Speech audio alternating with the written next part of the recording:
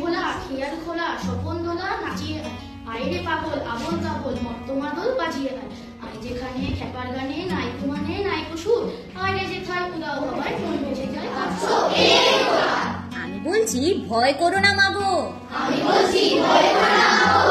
ওই দেখা যায় মরা নদীর বেড়ালি পাদ্রিমুখী মারবো ছুড়ে কিল, দেখবি তবে রাঙাদাকে ডাকবো বেড়ি রাম, তুমি ন্যাংটা পটো ফ্রকটা নেবে, জামা দুটো। আমরা যদি নাটক করতে যাই, নাটকের মধ্যে কবিতা লাগে, গান লাগে, নাচ লাগে, সবকিছু মিলিয়ে আমাদের নাটক করতে হয়। তার জন্য নাটককে আমরা বলি কালেকটিভ আর্ট।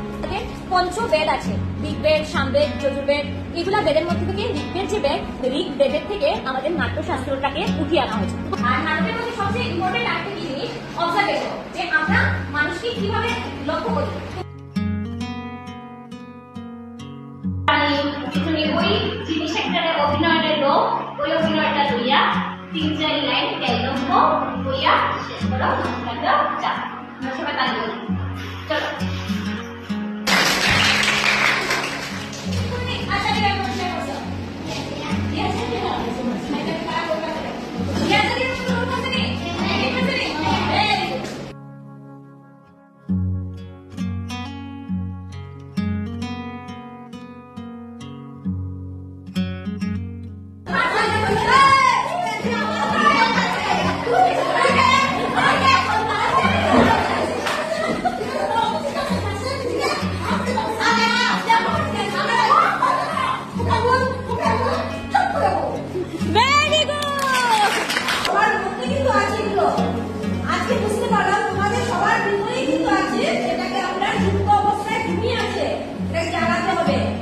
তার জন্য এত সাপোর্ট